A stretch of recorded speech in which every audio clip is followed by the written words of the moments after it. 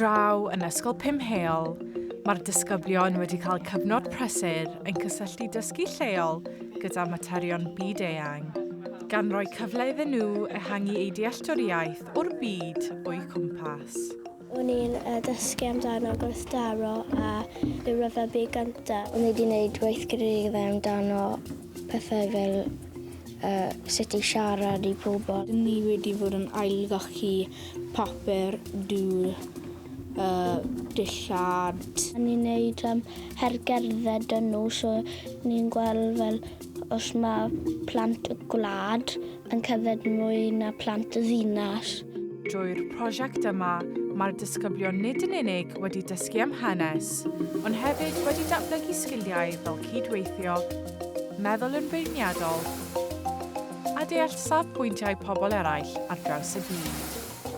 Fi'n meddwl bod bydd e'n ddod â lot o plant i gwybod am y wledydd wahanol a bydd nhw'n dysgu llawer o pethau newydd. Ar ôl misoedd o waith caled a chydweithio rhyngwladol, daeth y newyddion mawr bod ysgol Pumheol wedi ennill y Gwobr. Ni yw'r unig ysgol Cymraeg yn Gymru gael e. Pryd o fi mas tu fas fyna, o fe wedi gweud ti wedi ennill am y ail dro, fi jyst really shocked.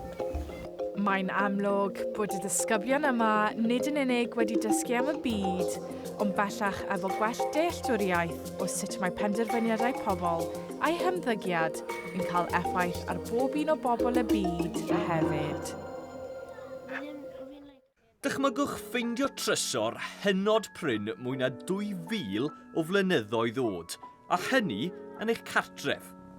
Wel, dyna ddigwyddodd i Elinor, Lisa, Lowri a Jack, cefndryd sy'n byw ar ffarm yn Llanginfelyn ger Aberystwyth. Jack a dwi, ni wedi ffeindio nhw ar tir ni rhwng Talabont a Taliesin.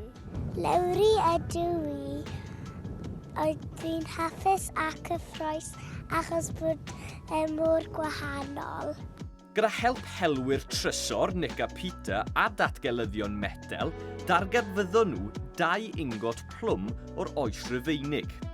Dyma rai cyntau math i gael eu canfod yng Ngorllewin Cymru, ond beth yn union ydyn nhw? Enw fi yw Elinor. Mae ingot yn darn drwm o blwm sydd wedi cael ei toddi lawr mewn i mold. Roedd y Rhufeiniaid yn defnyddio'r mold a'r plwm mewn adeiladau. Roedd y plwm hefyd yn cael ei arfer i ddefnyddio i greu arfe ac offer. Mae'r lot o hanes yn y tir yma, fel y rhewl Rhufeinig. Mae'n dweud fod y Rhufeiniaid wedi bod yma, a mae'n bwysig i hanes Cymru. Ond pam fod y Rhufeiniaid wedi mynd i Ngheredigion? Wel, y mwynau prin oedd ar gael yng Ngheredigion oedd un o'r prif resymau pam fod y Rhufeiniaid am goncro'r ardal.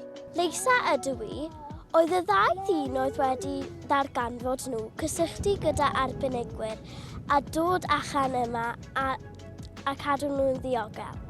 Gyda'r bwriad nawr o arddangos y Trysor mewn amgueddfa leol, y gobeith yw dysgu mwy am hanes hynod Cymru.